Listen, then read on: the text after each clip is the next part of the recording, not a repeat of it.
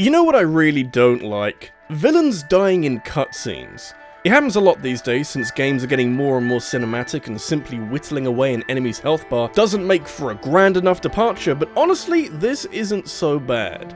Having any major issues with a boss dying with more of a flourish in a cutscene would reduce the value of all those amazing death scenes we've seen before, so I think my actual issue is villains exclusively dying in cutscenes. As in from start to finish with no involvement from the player, that villain is now no more. It works when used as a finisher after a boss fight, but instead of a boss fight, we're gonna start having issues, my friend! It seems like a truly foreign concept to see off one of the main bad guys without the player doing anything themselves, but such is the way of story-driven games that need to move quickly and can't dwell long enough to do some gameplay stuff. It's like watching a movie with disappointing resolutions. Ah, my favourite. It is genuinely a little bizarre to ponder the idea that some antagonists meet their end without any direct involvement from the player and no boss fight to truly explore this conflict. Some games get away with it by means of subverting your expectations and killing someone off early to surprise the player, but no! Give me my boss fight, please!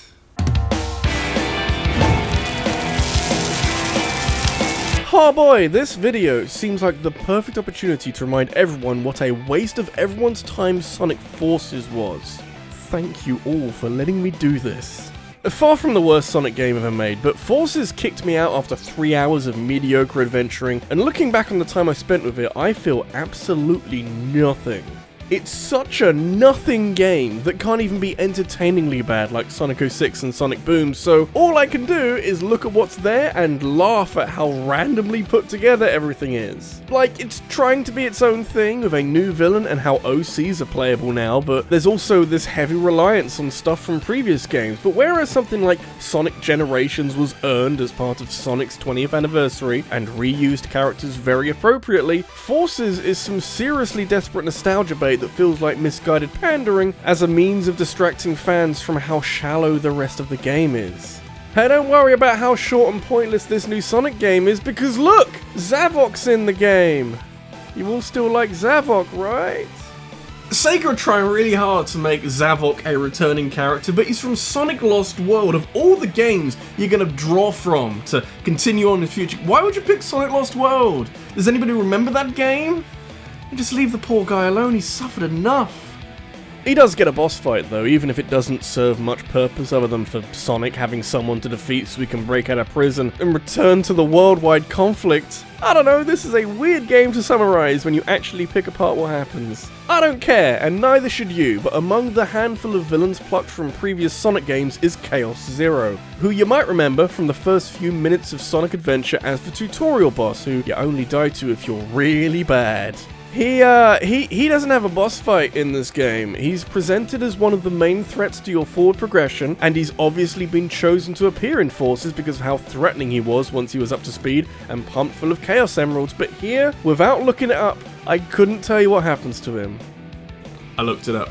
Chaos Zero doesn't get a boss fight in Sonic Forces. He is defeated in a cutscene by classic Sonic because Tails is being too much of a little bitch, and then he turns up in the background at the big endgame battle, but you don't actually get to fight him at any point. Hardly a significant character within the framework of Sonic Forces, but damn, this guy is a literal god and he's no more than a background extra for your big fight scenes. Done him so dirty, I swear to God.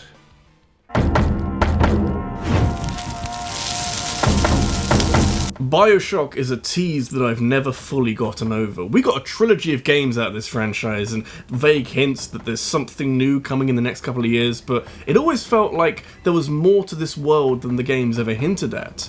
It was always a little hard to understand at times, but I always wanted to see it explored more. It's not really the kind of game for casual onlookers. Any game that is this deep on plot can often struggle to match the intensity of its narrative with gameplay that is equally as exciting, but an advantage that Bioshock has is that it's an FPS where the main character has superpowers, so call it a hunch, but I reckon you'll be fine. When casual combat has this many options to it and you can easily launch some poor schmuck halfway across the room, you don't need a ton of incredible boss fights to get your fill. A fact that the devs are all too aware of, since I can count the number of genuinely amazing bosses in this franchise on one hand. Instead, these games like to throw stronger and stronger enemies at you until it's for late game and you're playing Matador with some giant hunk of metal that is called something kinky like Big Daddy. Oh no, Daddy is big and angry. Oh, I can't do it. I can't do that. Oh my god, the video's over, everyone go home. Anyway, moving swiftly along, Bioshock Infinite doesn't have any large daddies, but it does have this very scary metal bird that guards Elizabeth and ensures that she doesn't escape her room in her Rapunzel tower. As soon as you bust her out, the songbird is on your case throughout most of the rest of the game, always turning up at the worst time to give you hassle and hint at the boss fight that will surely come later.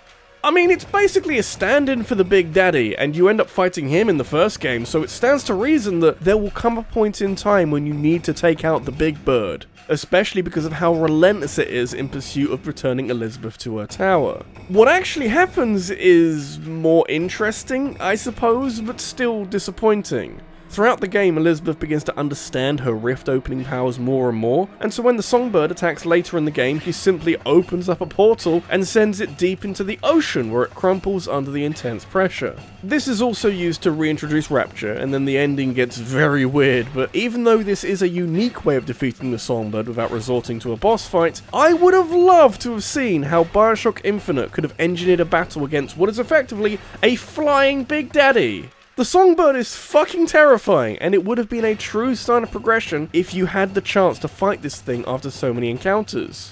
Yeah, sure, dunk him in the sea at the end, but just, I want that boss fight, man. I'm not used to Bioshock leaving me unfulfilled.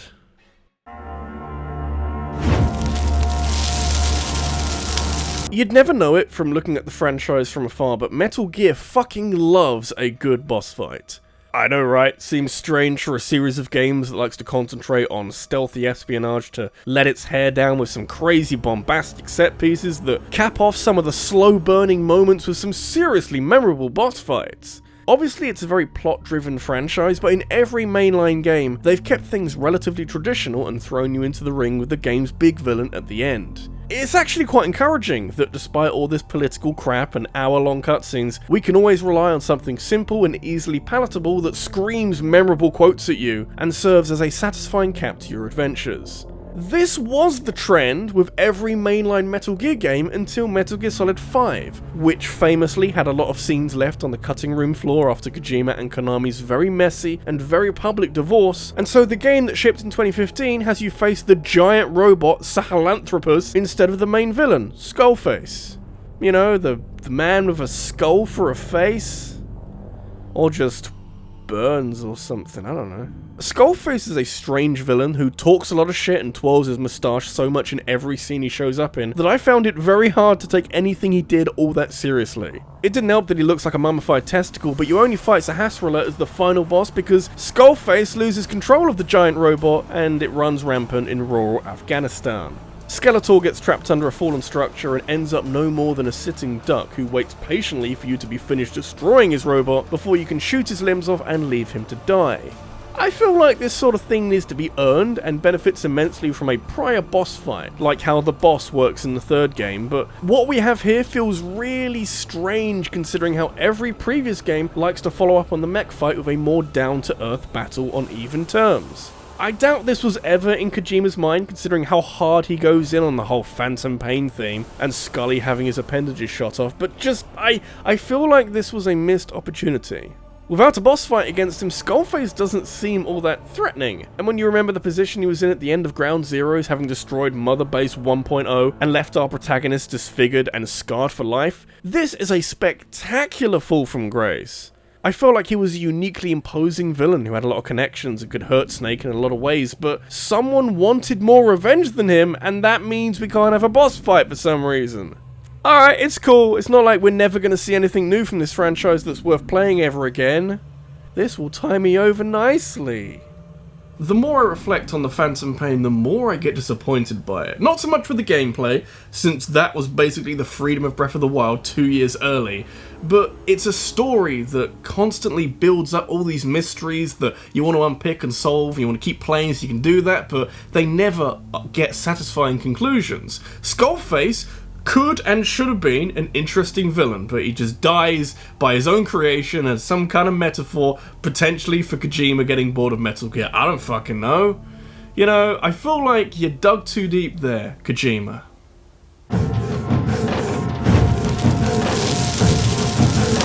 Back when they were making incredible 3D platformers and not crappy Kinect games, and quite a good pirate game all things considered, Rare loved to lean into their, let's call it their confrontational writing style. You notice it more in Conker's Bad Fur Day, but it's effectively them using their creativity to avoid cliches and create memorable scenarios for the players to experience. Conker speaks for itself since it's an unconventional game for most of its runtime, but even Banjo throws in a few bizarre setups, with Gruntilda alone hosting a quiz show and piloting a tank later in the sequel.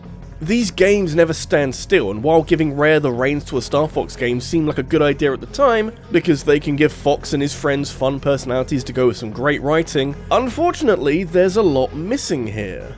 It's not just parts of Rare's original Dinosaur Planet that were morphed in with the Star Fox name, but this weird Frankenstein's monster of a game tends to favour the Star Fox side of things ahead of stuff left over from Dinosaur Planet. You need to stop General Scales from doing all the bad things, but when you come face to face with him at the end of the game for the inevitable final boss, the game is all like, oh shit, yeah, Star Fox, and throws him aside for Andros. Where the fuck did you come from? Classic Nintendo franchises are somewhat married to their villains, and there's plenty of games in there that, for some reason, Ganondorf's here in a story where he really didn't need to be, and Mario almost exclusively fights Bowser these days, so I can understand the need for Star Fox to continue the tradition that's still going to this day, that Andros is in there in some capacity, and probably the final boss, but that's fine, but don't drop General Scales like that. You've put work in, you might as well see it through. Yeah, I think that's the main issue I have with how Rare handled General Scales, because while he ain't a particularly nuanced villain with close ties to the protagonist, he is the leader of the Sharp Claws, who have been giving you grief this whole time, and has been a part of Star Fox's adventure since the start, with Fox having some personal stake in all of this after Scales threw him in prison.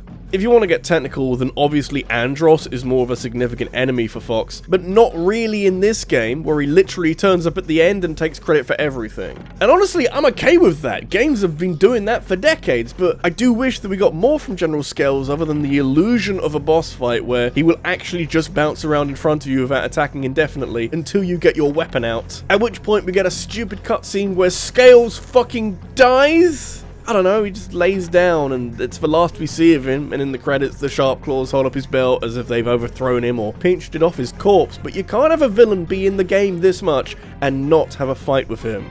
It could have been something so great. All the bosses in Star Fox Adventure are either big monsters or special set pieces, and Scales could have been a boss that draws more from traditional combat, like a beefier, stronger version of a normal Sharp Claw. But nah, let's hurry up and see the big head with hands boss again. Never seen that before in a Nintendo game. Thanks, Miyamoto! Doing new things is hard.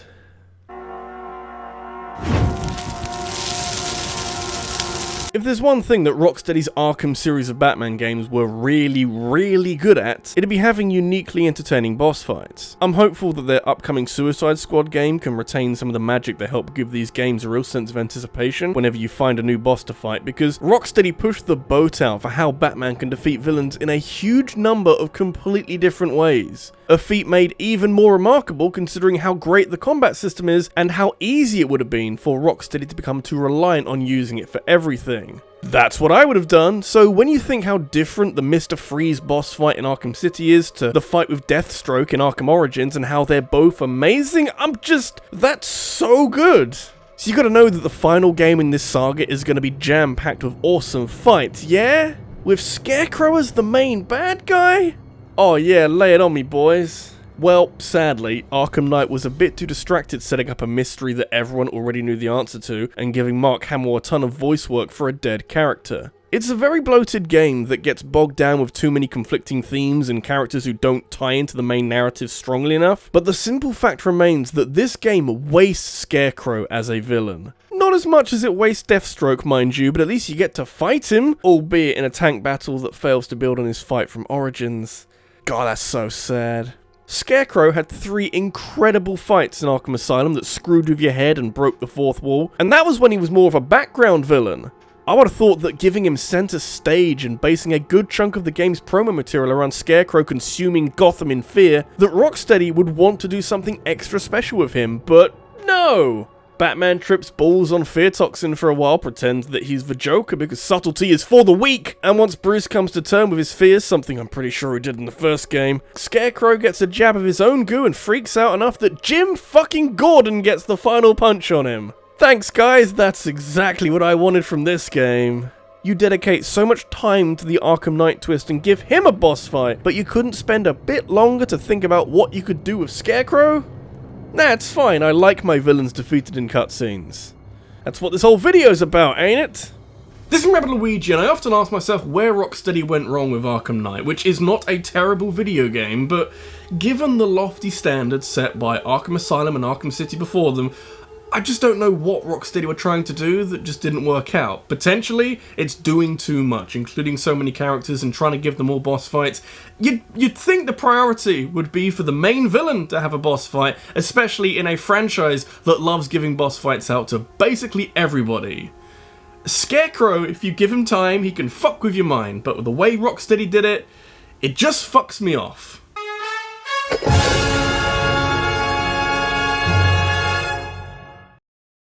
Hi, just want to give a quick shout out to some of my top supporters on Patreon. We have Ramon Alberto, Jerome Kiryu, Fusion Warrior, Sarah Malion, Christopher Robinson, Joe Creamer, and Scott Riker. Thank you all for supporting what I do on YouTube, and if you want to join them, you can go to patreon.com/RabbidLuigi, where I post updates and behind the scenes stuff, and we generally have a really good time. Also, what topic would you like to see me cover next? Leave your suggestion in a comment on this video, because I'll be taking the best ideas and making a poll on my community tab, which you can then vote on to decide what the next video is about. I'll be announcing the winner of the poll over on my Twitter, so make sure you follow me so you don't miss out. Thanks for watching, and I'll see you in the next one.